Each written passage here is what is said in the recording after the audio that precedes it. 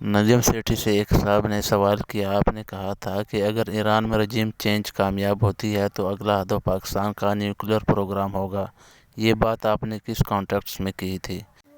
नजम सेठी साहब नेतन्याहू के सिटी बयान का से सवाल हवाला में अब देते शामिल हुए करने जिस जा रहे हैं हम वीडियो में आपके तफसील सवालात से और बयान कर ऑस्ट्रिया रहे से हैं, ये अहमद वीडियो साहब क्या देखें। जानना चाह रहे हैं?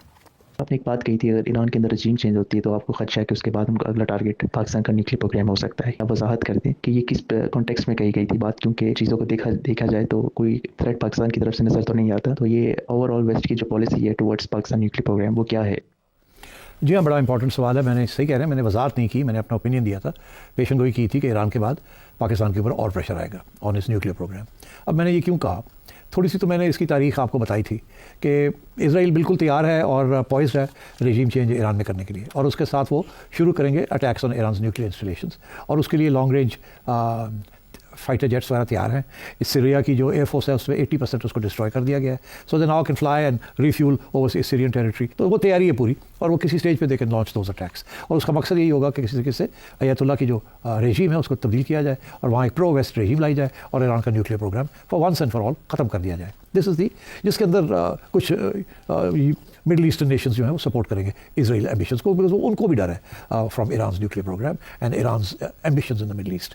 सो मैं समझता हूँ this is definitely on the cards, और अगले साल आप देखेंगे ये अनफोल्ड होगा। अब जो सवाल आता है कि क्या मैंने ये क्यों कहा कि पाकिस्तान इज़ नेक्स्ट, मैं आपको 2-3 चीज़ें याद दिलाता हूँ, फिर उससे आपको बात भी समझ आ जाएगी। मार्गरेट थैचर का ज़माना था, उस वक़्त PM इसराइल के बेगिन थे, ये मैंने उस वक्त का हवाला निकाल लिया है। उस वक्त डिस्कशंस हो रही थी न्यूक्लियर रिएक्टर्स की।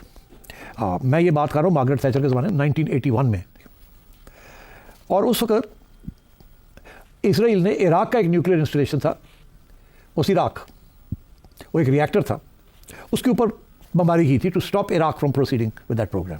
उस वक्त 1979, 33 ईयर्स अगो, उसका नाम था ऑपरेशन ओपरा।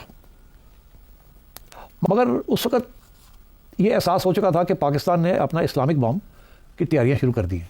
याद रहे कि भुट्टो साहब को भी one reason why America ousted Bhutto was because उन्होंने न्यूक्लियर प्रोग्राम शुरू किया था।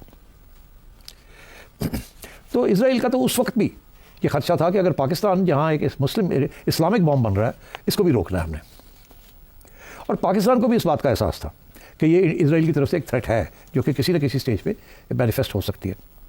1979 में इजरायली प्राइम मिनिस्टर मेनाहेम बेगिन, इन्होंने एक लेटर राइटिंग कैंपेन शुरू की वेस्टर्न लीडर्स को कन्विंस करने के लिए कि पाकिस्तान का जो न्यूक्लियर प्रोग्राम है उसको क्लैंप डाउन कर दिया जाए, उसको रोक दिया जाए। और उन्होंने ये सारी campaign prime minister Margaret Thatcher को एड्रेस की थी। और ये इस वक्त डिजिटल आर्काइव्स के अंदर पूरी कैंपेन जो है वो अवेलेबल है, जो जान के देखना चाहे कि उस वक्त से Israel is focused on the Islamic bomb जी। और उस वक्त खदशा ये था, और अफवाह भी ये थी कि पाकिस्तान का न्यूक्लियर बॉम्ब जो है उसको जो फंडिंग हो रही थी वो लिबिया कर रहा था।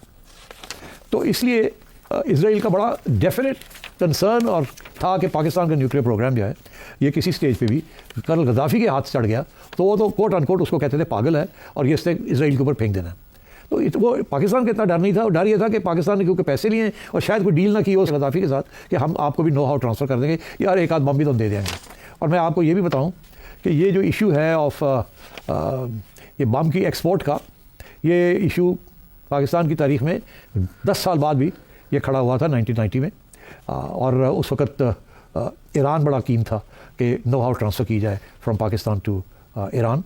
और उस वक़्त कुछ लोग यहाँ थे जो समझते थे कि अगर हमने थोड़ी बहुत नो हाउ ट्रांसफ़र कर दी सेंट्रीफ्यूज टेक्नोलॉजी वगैरह की तो ईरान तो हमें 3-4 अरब डॉलर मिल सकते हैं। और नवाज शरीफ साहब को जब ये पता चला तो वो बहुत परेशान हो गए और उन्होंने रोका ये उन अनासर को जो कि सिविल मिलिट्री में थे, जो कि ये चाहते थे कि कर दो, दे दो। अब इससे ज़्यादा मैं नहीं जाऊँगा कौन थे और कौन नहीं थे, बट ये किसी वक्त अगर नवाज शरीफ साहब खुद बताना चाहें तो बता दें, I am in the knowledge कि कौन थे जो कि इस किस्म की चीज़ भी सोच रहे थे। तो ये बातें छुपी नहीं रहती, तो ये बातें अमेरिका को भी पता चल गई थी कि ये पॉसिबल है कि ये एक्सपोर्ट ना कर दें और ये ईरान को ना दे दें, और उससे पहले ये कि लीबिया को ना दे दें या ईरान और लीबिया दोनों को ना दे दें।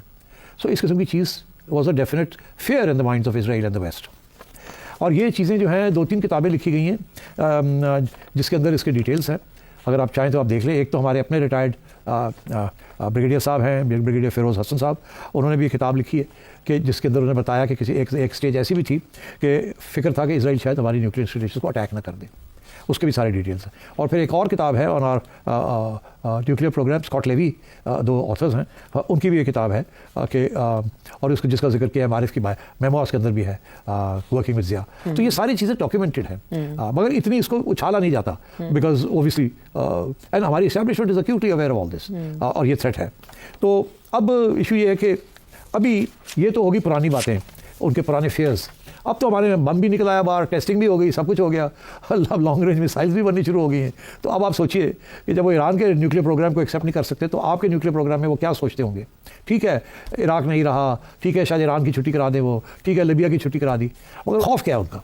उनका खौफ ये है कि पाकिस्तान के अंदर रिवाइवल ऑफ मिलिटेंट इस्लाम, यहाँ जिहादी ऑर्गेनाइजेशंस, रेडिकल इस्लामिक ऑर्गेनाइजेशंस, उनसे डर लगता है। आपको याद होगा कि एक वक्त ये कहा गया था कि तालिबान जो हैं वो 60 मील दूर हैं इस्लामाबाद से, अटक तक आ गए हैं। याद है आपको? ऐसी बातें भी चली थी। और उस वक्त एकदम वेस्टर्न पावर्स जो थे परेशान हो गए थे कि अगर तालिबान इस्लामाबाद आ गए तो न्यूक्लियर प्रोग्राम उनके हाथ में आ जाएगा। तो मेरा ये इन्फॉर्मेशन थी कि उन्होंने ऑलरेडी अपनी मुहरे चलने शुरू कर दिए थे कि अगर पाकिस्तान की रियासत गिरती है और तालिबान या इस्लामिक एलिमेंट्स के हाथ आती है तो what will the Americans do and the Israelis do, what preemptive action they will take. तो मैं समझता हूँ कि ये सारे प्लान्स बने हुए हैं। वो उन्हें खौफ है कि पाकिस्तान जैसा मुल्क जहाँ बहुत ज़्यादा इंडोक्ट्रिनेशन हुई है on the Islamic radical Islamism and Islamic revolution and stuff like that, और यहाँ बहुत से ऐसे ग्रुप्स भी हैं जो believe in these things. So ये अफसोस, this fear is very much there. और नेतन्याहू जो है अक्टूबर 11, 2023 पिछले साल उन्होंने एक बयान दिया था इजरायली प्राइम मिनिस्टर ने, जिसको मैं पढ़ के सुनाता हूँ आपको, quote on quote. Greatest mission that we have, ये इजरायली प्राइम मिनिस्टर अपने बारे में कह रहा है, इजराइल की greatest mission, greatest mission that we have is to prevent militant Islamic regime from meeting up with nuclear weapons or from nuclear weapons meeting up with militant Islamic regime। मतलब है कि militant Islam जहाँ है और वहाँ अगर nuclear weapons है तो या एक उनको दे देंगे या वो सीज कर लेंगे। तो हमें इससे सब बहुत ज़्यादा डर है। और वो कौन सी regimes हैं जहाँ ये हो सकता है? First is called Iran, second is called Pakistan. ये इजरायली प्राइम मिनिस्टर ने ये कहा, और उसकी यूट्यूब चैनल जो है इसराइल की, उसके अंदर अक्टूबर 11, 2023 के अंदर ये उनका बयान मौजूद है, आप सोच जाके सुन सकते हैं। तो कल की बात है। तो और किसी ने उनसे पूछा उसी इंटरव्यू के अंदर कि what is the biggest problem facing next generation and what should we do about it, कि वो हमारी अगली जनरेशन जो इजराइलीज की आ रही है उनके लिए सबसे बड़ा प्रॉब्लम क्या है और उसको कैसे हमने फेस करना है। तो आगे से जवाब मिला Iran and Pakistan, and we have to avert these Islamic regimes। तो अब official policy prime ministers begin ने भी कर दी थी, पर उसके बाद नेतन्याहू ने भी कर दी, और इस वक्त जब वो दे फील सो स्ट्रॉन्ग, तो I think there is a reason to believe that after Iran the pressure will come on Pakistan. और याद रहे कि 1990s में ये प्रेशर पहली दफ़ा आया था, जबकि उनके बार्थोलोम्यू साहब, जिनका नाम था बार्थोलोम्यू, वो आए थे और उन्होंने कहा था पाकिस्तान को कि okay you have cross the red line, अब आपको न्यूक्लियर प्रोग्राम फ्रीज करें, कैप करें और रोल बैक करें, और अगर आप नहीं करेंगे तो सैंक्शंस लगाएंगे। हमने नहीं किया, उन्होंने one after the other sanctions लगाने शुरू कर दिए। वो पूरी तारीख है, मैंने एक प्रोग्राम के अंदर उसका हवाला भी दिया था। So we may come round full circle next year और the year after that and face this pressure. चलें, बैकग्राउंड भी मिल गया, वजाहत भी मिल गई, पस मंज़र भी इसका। अहमद साहब ऑस्ट्रिया से आपने ये सवाल उठाया था, आपको हवालों के साथ इसका जवाब मिला। बहुत से और सवाल जो भी बाकी हैं आने वाले प्रोग्राम्स में ज़रूर सिटी साहब के सामने रखेंगे। मज़ीद सवाल आप भेजते रहिए।